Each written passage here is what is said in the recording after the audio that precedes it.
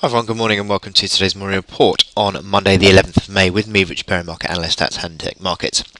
The European trading session has got off to a fairly mixed start actually, and that's broadly speaking because we've got quite a lot of different aspects affecting markets today. Certainly the focus coming into today is now this Eurogroup meeting that the finance ministers of the Eurozone are trying to get to the bottom of how they can sort out this issue over the Greek economic reform proposals. And Greece has got to pay 745 million euros to the IMF tomorrow. So it is becoming obviously an increasing problem, and that needs to be sorted out maybe even today. So that is why the markets are fairly cautious.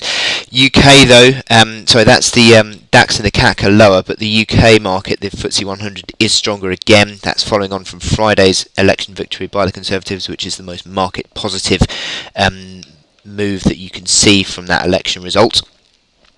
Overnight, over the weekend, we also had a rate cut from the from the People's Bank of China, 25 basis points down to 5.1%, and that is the third rate cut in 6 months, as China continues to try and deal with the slowing economy and how they sort of manage the whole restructuring of their economy as well. So that rate cut has certainly boosted sentiment across the Asian markets, but Europe is far more focused on the Greek debt scenario today. So how is that affecting the dollar? Well, what we've had is the last couple of days actually we've seen the euro dollar trying to correct, and that has been dragging the dollar higher. We've got the dollar actually stronger across the board against all of the majors today, which is interesting because that's sort of following on from non-farm payrolls on Friday. The payrolls data on Friday came in line with expectations, but last month's payrolls data was subsequently revised downwards, and also earnings growth seems to be rather slow in coming through. So there's no real pressure on the Fed to hike rates anytime soon, so hence markets have took that a little bit in a mixed fashion actually, because it was they keep going on in the media about it being a Goldilocks report. But what we have got today is this sort of sense of the dollar regaining some of the momentum, and that's certainly being affected across all the forex majors. And the main one, though, the main loser today is the Kiwi, which is falling on speculation of another rate cut coming through from the central bank, the RBNZ. The oil price is now sort of had this strong uptrend, but it's now starting to sort of consolidate sideways. And on my morning report, I'm saying that I'm turning a little bit more neutral, a little bit more cautious, I think, on oil near term. So what have we got to look out for today in terms of economic announcements? Well, we've got the Bank of England monetary policy at 12 o'clock. Now, there's unlikely to do a great deal today because it comes 2 days before the quarterly inflation report, that quarterly inflation report that contains all the forecasts for growth and inflation in the coming months. So hence why you're unlikely to get any real move out of that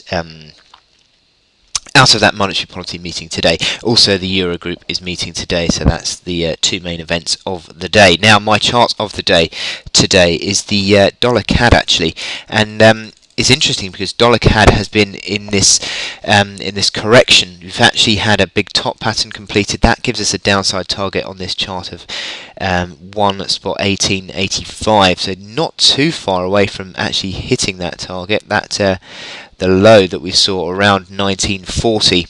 Actually has been seen a couple of times, but what I would argue is that this is now certainly testing this big uptrend that's been in since August, September time, and this big uptrend is now being tested by this CAD, and also interestingly enough the 144-day moving average, but I think that that uptrend is more the focus here. In the last week or so, maybe 2 weeks, we've had a bit of a sideways consolidation actually on the CAD, and that's been coming around this underneath the resistance of this 122 figure mark, which provided a bit of support, became resistance, and again resistance at the beginning of May. So that is your key level that you need to watch out for on the upside. Momentum indicators are fairly neutral. across the board on this. A very slight positive bias, you would argue. And that is broadly speaking because you're trading above all the hourly moving averages as well. But there's just a very slight positive bias because again you're sort of trading not too far away from the resistance, but I'm not saying that this is a positive chart at all really. I think it's more of a consolidation near term as the dollar tries to work out whether the dollar bulls try to work out whether it's just going to be continuing to sort of correct backwards, or whether this dollar rally is going to go once again to the upside. So that 122 figure level resistance is quite key near term. So I wish you good luck in your trading today. You've got to watch out for, I suppose, this initial support at 2040, and that comes above that key level at 1940 as well. So watch out for those two levels. But it certainly looks as though there's a slight positive bias, maybe pushing towards the key support key resistance at 2160. But at the moment, I wish you good luck in your trading, and I'll speak to you later. Thank you.